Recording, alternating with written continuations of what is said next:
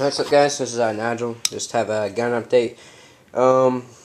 Paint job's right over here. I gotta fix it up. But anyways, I replaced a 2-piece barrel on this and put a big 1-piece Magpul gas block, Noveski flashlighter, and then they did not have a battery box that fitted 9.6 mini type even. So I had to buy this and it's held on by strip ties. That joke's kind of cool. I wish I had black, but nope. Sun Project M203. I can pull it from here. See. Alright. I have these are Keen Arms mags. I've heard good and bad, and recently a lot bad. But I had to treat the gun so fast. I have to buy new mags because these ones won't feed right. And I actually had to put a.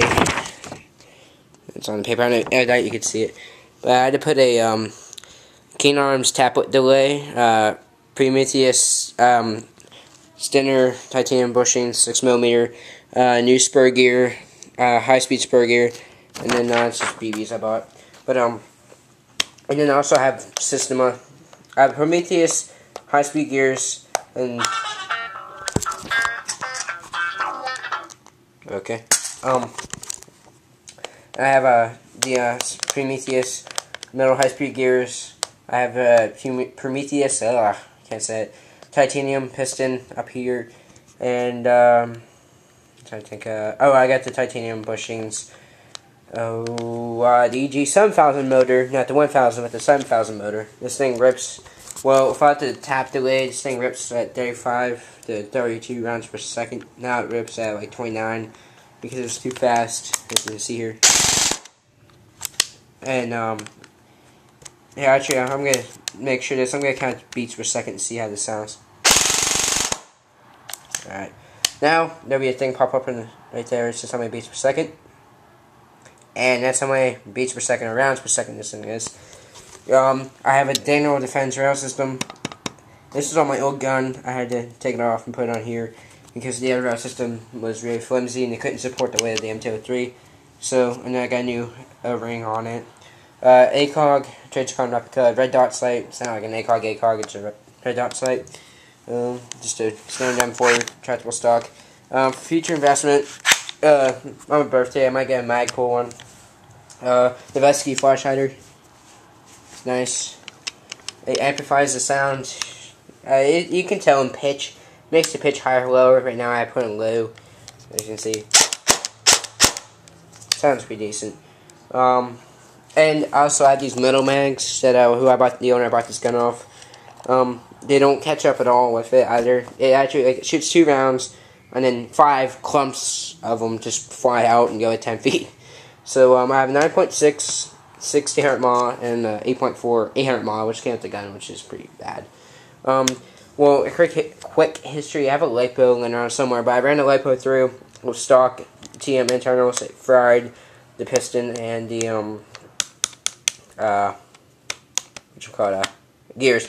So I buy new gears and new piston, and then I put 9.6 in and tore up the bushings and one of the gears. So I had to buy a new one of those, and I just got it back. I've been having problems with the motor. This one screw stripped, so the motor comes unplugged and it just fire and it stop completely. And other than that, that's about it. It's got a hefty weight to it. Here's my Keen Arms mags. Not that great. Here's the well. Try to keep it clean, but the trademarks are scratched off, but it doesn't really bother me that much. Other than that, that's pretty much it. I am hopefully trying to sell all these magazines since none of them work for the gun since my gun shoots too fast. And here's my other M4 body, which is a tan color. It's broken in the back, so I can't put a stock on it. So I'm going to have to buy a new body. And, well, this video is mainly for the owner, the previous owner of this gun. He's only keep him updated on what I did to it. Because, he did, shipping was very well. I'd recommend him. I'll put a link for him for any products he's selling, airsoft or whatever he sells. And, the only problem every problem that was with this gun I first bought was listed. The rail system was really shaky, it fell apart. The 2-piece barrel, like I could turn the barrel upside down and the whole sight would flip around. But regardless, most airsofters replaced it with a 1-piece barrel. And then I had this row system already, so I just put it on. I didn't have to, but I mean, it looks nicer and the markings actually stick out as in the other one. The marking, there were no like left to right marking. Well, there were, but they were like, you couldn't see them at all. And then instead of a battery box, I had to put this M4 pouch on because it couldn't fit in the pack box. There's no spring action in the you pull it back, it goes down, and it goes forward. But there isn't like spring action where you just pull it back and it goes back by itself. You have to kind of like give it a little push. But other than that, that's it. So I don't know what else to say. I mean, recommending anything. If you buy stock TM, do not run a LiPo with it. Bad things happen. Especially 11.1 LiPo. It just destroys.